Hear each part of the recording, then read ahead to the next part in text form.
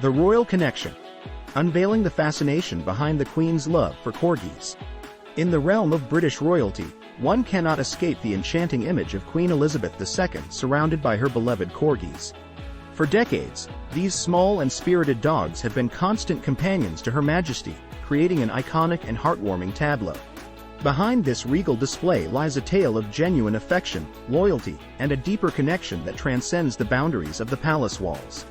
To understand the profound bond between the Queen and her Corgis, one must delve into the historical context of this extraordinary relationship. The Queen's affinity for Corgis can be traced back to her early childhood. Born in 1926, Elizabeth Alexandra Mary Windsor grew up in a household that cherished dogs. The royal family, known for its love of animals, had a strong tradition of keeping dogs as pets. It was in this environment that young Princess Elizabeth first encountered the breed that would later become synonymous with her reign.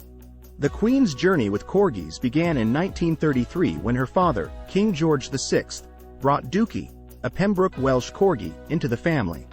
Dookie quickly became a cherished companion for the young princesses, Elizabeth and Margaret. The bond formed with Dookie laid the foundation for a lifelong appreciation of the breed. As Queen Elizabeth II ascended to the throne in 1952, Corgis would soon become an integral part of her royal entourage. One cannot ignore the symbolism that Corgis brought to the Queen's reign. The choice of the Pembroke Welsh Corgi as her preferred breed is no accident. Known for their intelligence, agility, and loyal nature, Corgis reflected the qualities that the Queen admired and valued.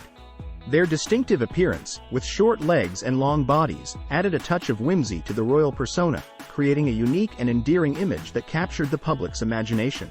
Beyond their physical attributes, the Queen found solace and joy in the companionship of Corgis. In the often isolated world of monarchy, where formalities and protocols can be overwhelming, the genuine and unconditional love of these four-legged friends offered a respite from the pressures of royalty. The Queen once remarked, "My Corgis are my family." This simple statement speaks volumes about the emotional support and genuine connection she found in the company of these canine companions.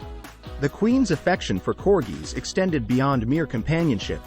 Over the years, she actively bred and raised Corgis, establishing her own line known as the Dorgis, when some of her Corgis mated with Dachshunds.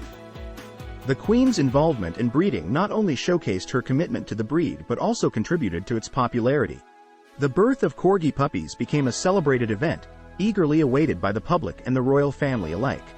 The public's fascination with the Queen's Corgis reached its peak during official portraits and public appearances. Photographs of Her Majesty surrounded by a pack of Corgis became iconic images that defined an era. These snapshots not only humanized the Queen but also revealed a tender and affectionate side to her personality. The juxtaposition of regality and warmth in these images resonated with people around the world, creating a lasting legacy for the Queen and her beloved Corgis. It's essential to acknowledge the role of Corgis in the Queen's public engagements. Whether accompanying her on walks, joining her in family photographs, or making appearances during official events, the Corgis became unofficial ambassadors of the monarchy.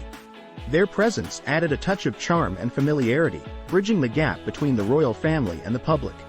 The Queen's decision to include Corgis in her public life reflected her genuine desire to share moments of joy and connection with the people she served. As the years passed, the Queen's fondness for Corgis remained unwavering, but the dynamics of her canine companionship underwent a subtle shift. In 2015, she made the decision to stop breeding Corgis. It was a poignant moment, marking the end of a tradition that had spanned more than 8 decades. The Queen expressed concern about leaving behind a young dog when she is no longer able to care for it, signaling a practical and compassionate decision that highlighted her deep sense of responsibility towards her pets. The Queen's love for Corgis also manifested in her efforts to preserve the breed. Recognizing the vulnerability of Corgis to various health issues, she actively supported breeding practices that prioritized the well-being of the dogs. Her commitment to the welfare of Corgis extended beyond her personal pets, reflecting a broader dedication to the betterment of the breed as a whole. In 2018, the last of the Queen's Corgis, Willow, passed away, marking the end of an era. The loss of Willow was undoubtedly a poignant moment for the Queen, as it symbolized the conclusion of a lifelong companionship with Corgis. Yet, the legacy of her love for these spirited dogs endures. The Queen's connection with Corgis remains a symbol of warmth, humanity, and the profound bond that can exist between humans and animals. In conclusion, the Queen's love for Corgis is a multifaceted tale that intertwines personal affection, royal tradition, and a genuine connection with a beloved breed. From the early days of her childhood to the pinnacle of her reign, Corgis have been constant companions, bringing joy, comfort, and a touch of playfulness to the life of Queen Elizabeth II. The Queen's decision to share her royal journey with these canine companions not only endeared her to the public but also revealed a relatable and authentic aspect of her character. The story of the Queen and her Corgis is a testament to the enduring power of the human-animal bond and the universal appeal of the simple joy that furry friends bring into our lives. If you liked this video, please click the subscribe button and share.